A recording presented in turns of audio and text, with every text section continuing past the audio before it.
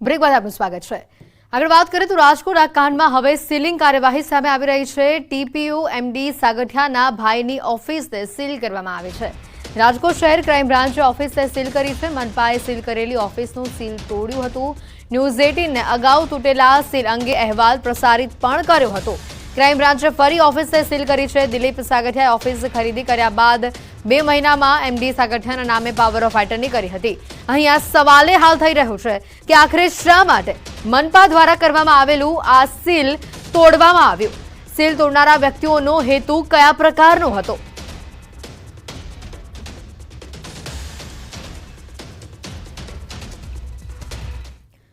સમગ્ર મુદ્દે રાજકોટ મહાનગરપાલિકા દ્વારા પૂર્વ town planning officer MD Sagathiya અને મુકેશ મકવાણાને છે તે સસ્પેન્ડ કરવામાં આવ્યા છે। તો બીજી તરફ અમે આપને જે દ્રશ્યો બતાવી રહ્યા છીએ આ દ્રશ્યો છે રાજકોટ શહેરના નાના મવા ચોક પાસે આવેલા ટ્વિન સ્ટાર બિલ્ડિંગના દ્રશ્યો છે અને જોઈ શકાય છે કે હાલ અત્યારે અમે આપને સીલ બતાવી રહ્યા છીએ। આ સીલ લાગેલું છે 901 નંબરની ઓફિસમાં કે જેના માલિક છે એમડી સાગઠિયાના ભાઈ દિલીપ સાગઠિયા। જો કે દિલીપ સાગઠિયા દ્વારા આ જે પ્રોપર્ટી છે તે ખાસ કરીને 4 ડિસેમ્બર 2020ના રોજ પરચેસ કરવામાં આવી હતી અને ત્યારબાદ માત્ર 2 જ મહિનાના ગાળાની અંદર આ જે ઓફિસ છે આ જે પ્રોપર્ટી છે તેની પાવર ઓફ એટર્ની છે તે 19 ફેબ્રુઆરી 2021ના રોજ એમડી સાગઠિયાના નામે છે તે કરી દેવામાં આવી હતી। જે તે સમયે આ મિલકતની ખરીદી છે તે ચોપડે 51,47,500 રૂપિયામાં કરવામાં આવી હતી। જો કે આની વાસ્તવિક જે કિંમત છે તે કંઈક વધુ જ હોવાનું છે તે હાલ અત્યારે સામે આવી રહ્યું છે। ખાસ કરીને જે નોટિસ અહીંયા ચીપકાડવામાં આવી છે, સીલ મારવામાં આવ્યું છે, જોઈ શકાય છે કે અહીંયા નોટિસમાં લખવામાં આવ્યું છે કે રાજકોટ મહાનગરપાલિકાના જે વેરા વિભાગ છે, જે શાખા છે વેરા વસૂલાત શાખા, તેમને આ ઓફિસ છે તે સીલ કરી છે કારણ કે 2023 સુધીનો બાકી જે વેરો છે તે 68,701 રૂપિયાનો થઈ ગયો છે, જેના કારણે આ ઓફિસ છે તે ખાસ કરીને સીલ કરવામાં આવી છે। જો કે આ સીલ કરેલી ઓફિસ છે તેનું આ સીલિંગ છે તે કોને તોડ્યું એ પણ એક મસમોટો સવાલ છે તે અત્યારે ઊભો થઈ રહ્યો છે।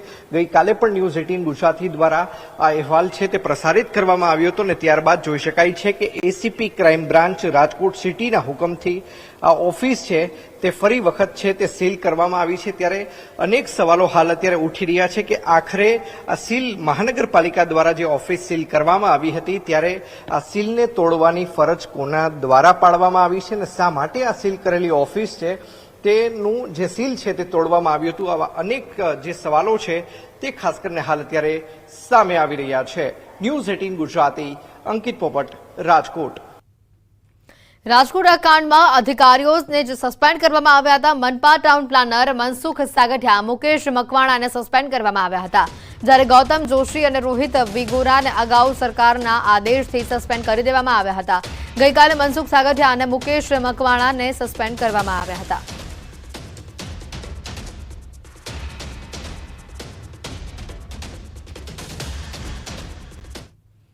તો ગાંધીનગરમાં મતગણતરીની તૈયારીઓ તેજ થઈ રહી છે। આવતીકાલે સેક્ટર 15માં આવેલી કોલેજમાં મતગણતરી હાથ ધરવામાં આવશે। ગાંધીનગર સંસદીય લોકસભા મત વિસ્તારની ગણતરી કરવામાં આવશે। સવારે 8 વાગે આ મતગણતરી શરૂ થશે। મતગણતરીમાં 600 કર્મચારીઓ જોડાશે। 14 ટેબલ ઉપર મતગણતરી કરવામાં આવશે।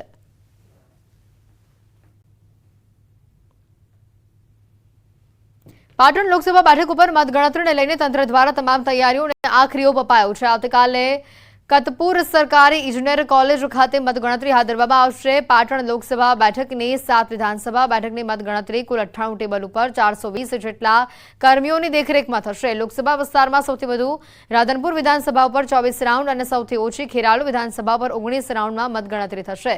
પાટણ લોકસભા બેઠક ઉપર વર્ષ 2019ની સરખામણી કરતા વર્ષ 2024માં 4% મતદાન ઘટાડા સાથે 58.37% મતદાન નોંધાયું છે।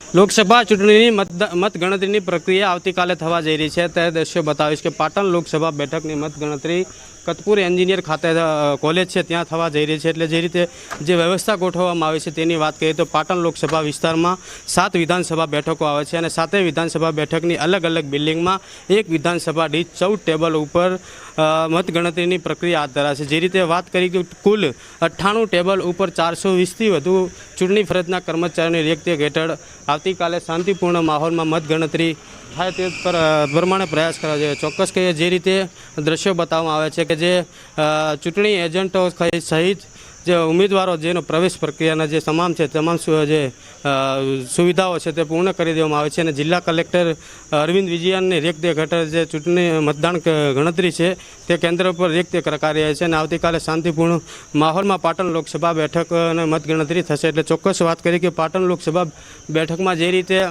કોંગ્રેસ અને ભાજપ ઉમેદવાર મળી અન્ય અપક્ષ ઉમેદવાર કુલ 9 ઉમેદવારોનો ભાવિ ઈવીએમ મશીનમાં સીલ છે અને જનતા જનાર્દને કોને પોતાનો જનાદેશ આપ્યો છે, કોને પોતાએ પસંદ કર્યા છે તે આવતીકાલે મતગણતરી થયા બાદ જે ચિત્ર છે એટલે સ્પષ્ટ થઈ જશે. પરંતુ ચોક્કસ કહે કે અત્યારની સ્થિતિએ મતગણતરી કેન્દ્ર ઉપર ચૂંટણી પરના ફરજના અધિકારીઓ તેમજ પોલીસ બંદોબસ્ત સાથે જે તમામ તૈયારીઓ છે તેને આખરી ઓપ આપવામાં આવી રહ્યો છે.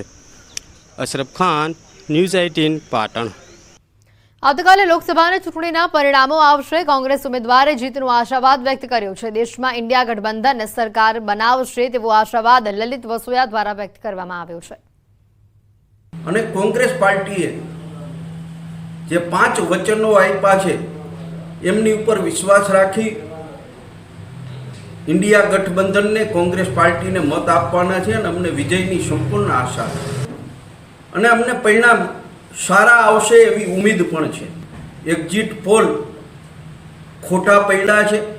હું ચોક્કસપણે માનું છું કે આ વખતે એક્ઝિટ પોલ સંપૂર્ણપણે ખોટા પડવાના છે અને દેશની અંદર ઇન્ડિયા ગઠબંધનની સરકાર બનવાની છે.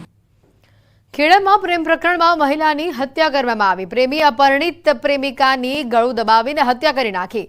માતરના હાડેવા ગામમાં પરિણીત મહિલાની હત્યા સાથે જવાની ના પાડતા યુવકે મહિલાની હત્યા કરી. લિંબાસી પોલીસે ઘટના સ્થળે પહોંચી હત્યા કરનાર આરોપીની અટકાયત કરી છે. સમગ્ર મામલે લિંબાસી પોલીસે ગુનો દાખલ કરી વધુ તપાસ હાથ ધરી છે.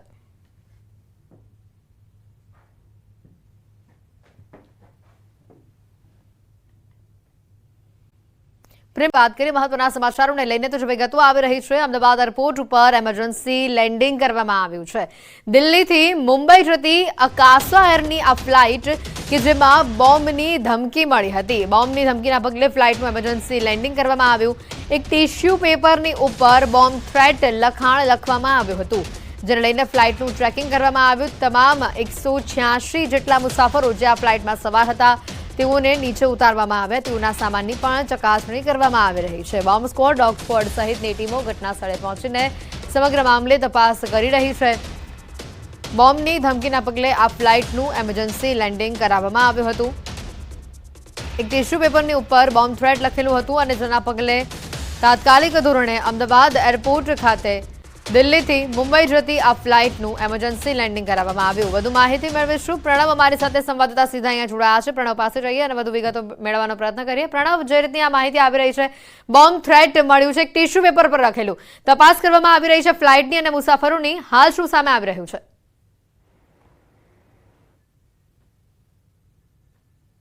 હજુ પણ તપાસ ચાલી રહી છે. ખાસ કરીને સવારે 10:13 ઇમરજન્સી લેન્ડિંગ છે તે અમદાવાદ એરપોર્ટ ઉપર કરવામાં આવ્યું હતું. આજે ફ્લાઇટ છે આકાંક્ષા એરલાઇન્સની આ ફ્લાઇટ હતી, તે દિલ્હીથી મુંબઈ તરફ જઈ રહી હતી. પરંતુ જે કહી શકાય કે જે પ્રવાસીઓ બેઠા હતા, 186 એટલે 186 જેટલા પ્રવાસીઓ મુસાફરી કરી રહ્યા હતા. તેની અંદર 6 ક્રૂ મેમ્બરોનો પણ સમાવેશ છે અને સાથે જ એક જે ચિલ્ડ્રન છે તેનો સમાવેશ છે. એટલે કુલ 186 જે ક્રૂ મેમ્બરો હતા, 186 જેટલા પ્રવાસીઓ હતા. પરંતુ જે રીતે કહી શકાય, જે રીતે ઇન્ફોર્મેશન મળી છે અને જે રીતે આકાંક્ષા એરલાઇન્સે પણ ટ્વીટ કરીને આ માહિતી આપી છે તમામ લોકોને કે કોઈ એક મેમ્બરને, એટલે એ માહિતી મળી હતી જે ટિશ્યુ પેપરમાં લખ્યું હતું બોમ્બ થ્રેટ, અને એ હેડ રેન્ટિંગથી આ બધું લખાયા હતા. તેને લઈને જ આખું જે કહેવાય કે સિસ્ટમ છે તે દોડતી થઈ ગઈ હતી. ખાસ કરીને અમદાવાદ એરપોર્ટ ઓથોરિટી હોય, સાથે જ કહી શકાય કે BDSની ટીમ હોય, બોમ્બ સ્ક્વોડ છે, સ્થાનિક પોલીસ છે, CSF છે, આ તમામ લોકો એક્શન મોડમાં આવી ગયા હતા અને વહેલી સવારથી જ અત્યાર સુધી હજુ પણ તપાસ ચાલી રહી છે. પહેલા તમામ જે પ્રવાસીઓ છે તે તમામ પ્રવાસીઓને જે કહી શકાય કે ફ્લાઇટમાંથી નીચે ઉતારવામાં આવ્યા હતા, તેને સુરક્ષિત જગ્યા ઉપર બેસાડવામાં આવ્યા છે. ત્યારબાદ તમામ જે પ્રવાસીઓ છે તમામના લગેજ છે તે બહાર કાઢીને 1 બાય 1 છે તે બોમ્બ સ્ક્વોડની ટીમ દ્વારા તેને તપાસ કરવામાં આવી રહી છે.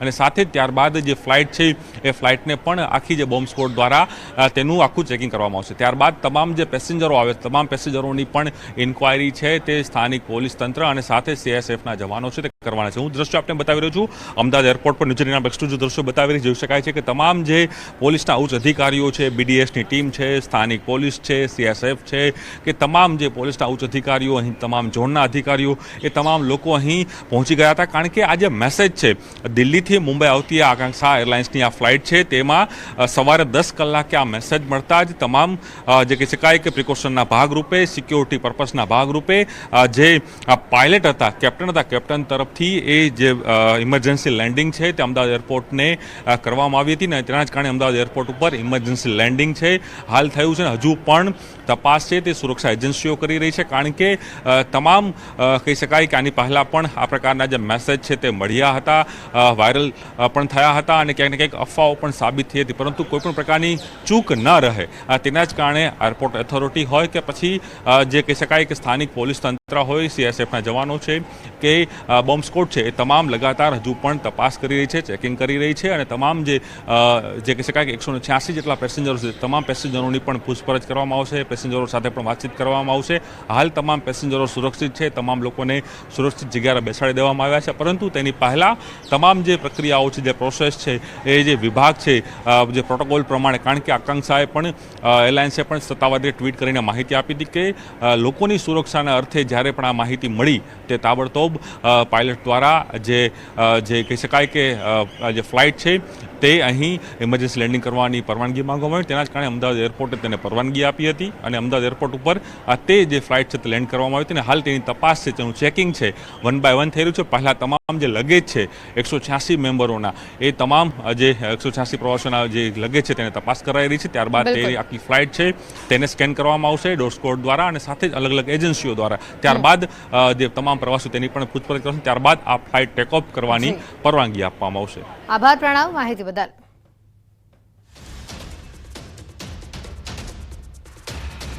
મુંબઈથી ચોંકાવનારા સમાચાર આવી રહ્યા છે. મીરા રોડ વિસ્તારમાં ક્રિકેટ રમતા એક યુવકનું મોત થયું છે. બોક્સ ક્રિકેટ રમતી વખતે બેટિંગ કરી રહેલા યુવકને અચાનક જ હાર્ટ એટેક આવતા ઢળી પડતા તેને હોસ્પિટલ ખસેડવામાં આવ્યો, જોકે ડોક્ટરોએ તેને મૃત જાહેર કર્યો. આ સમગ્ર ઘટના કેમેરામાં કેદ થઈ છે. કાશીગાંવ પોલીસ આ મામલે ADR નોંધીને વિગતવાર મેડિકલ રિપોર્ટની રાહ જોઈ રહી છે.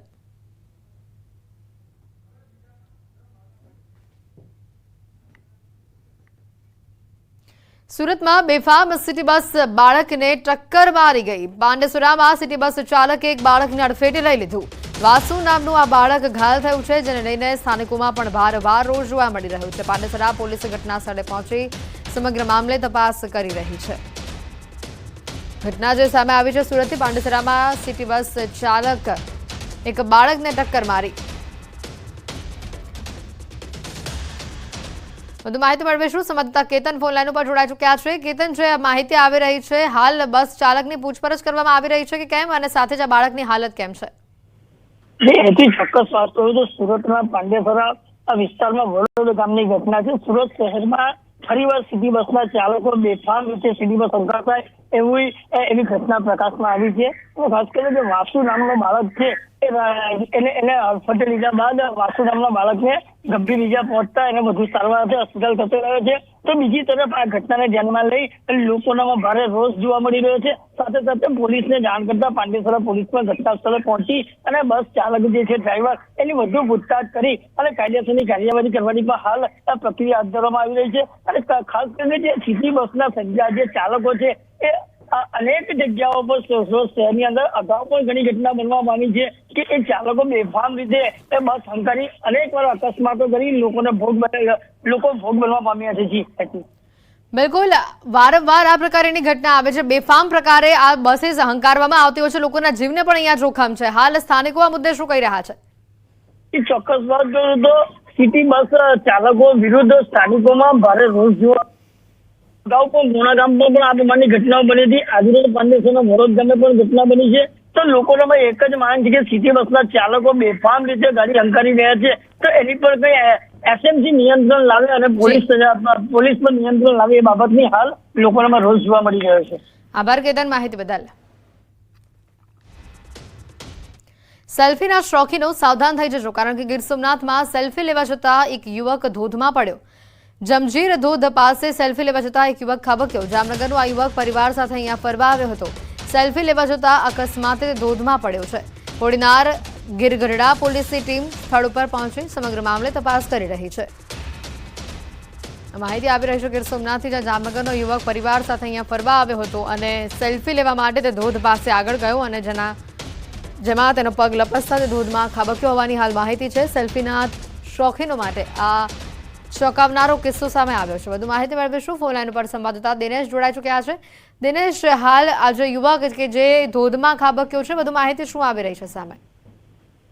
બિલકુલ હેતુ, ખાસ કરીને આ જે જમદીરનો ધોધ છે કે જ્યાં આગળ જામનગરનો જે યુવાન છે તે તેમના પરિવાર સાથે ફરવા આવ્યા હતા. હાલ વેકેશનનો માહોલ છે એટલે સ્વાભાવિક રીતે પરિવાર સાથે લોકો ફરવા માટે નીકળતા હોય છે, પરંતુ આ જે જમદીરનો ધોધ છે ત્યાં આગળ બારેમાસ પાણી ચાલુ રહેતું હોય છે અને તેમના કારણે ત્યાં એક પ્રકારે કહી શકાય કે એકદમ લીસું થઈ જતું હોય છે. એટલે કે આ યુવાન છે તે તેમના પરિવાર સાથે ત્યાં સેલ્ફી લઈ રહ્યો હતો અને તે દરમિયાન અચાનક જ તેમનો પગ છે તે લપસી જતા ધોધમાં ગરકાવ થયો છે. જોકે હાલ ગીર સોમનાથ જિલ્લા તંત્ર દ્વારા તરવૈયાઓની મદદ લઈ અને યુવાનની શોધખોળ છે તે હાથ ધરવામાં આવી છે. દિનેશ, જે રીતે આ ખાસ કરીને ધોધ પાસે આ યુવકનો પગ લપસ્યો છે, આસપાસ કોઈ બેરિકેડ મૂકવામાં આવ્યા હતા? કેમ કે યુવક વધુ પડતું પાણીની નજીક ગયો હતો, બંનેમાંથી કઈ બાબત સામે આવે છે? બિલકુલ, જે પ્રમાણે આપે કીધું બેરિકેડ ભૂતકાળમાં ઘણી વખત ગીર સોમનાથ જિલ્લા તંત્ર દ્વારા રાખવામાં આવેલા હતા, પરંતુ આ જે ધોધ છે તે ગીર જંગલમાંથી વહેતી શિંગોડા નદી છે તેમની વચ્ચે આવેલો છે. એટલે જ્યારે નદીની અંદર પાણીનો પ્રવાહ આવતો હોય છે ત્યારે આ બેરિકેડ છે તે તણાઈ અને પાણીમાં વહી જતા હોય છે અને એક પ્રકારે કહી શકાય કે ત્યાં આગળ ગીર સોમનાથ જિલ્લા તંત્ર દ્વારા ધોધ નજીક ન જવા માટે પણ એક બેનર મારો લગાવવામાં આવ્યું છે. તેમ છતાં પણ કેટલીક વાર. બિલકુલ દિનેશ, આભાર માહિતી બદલ.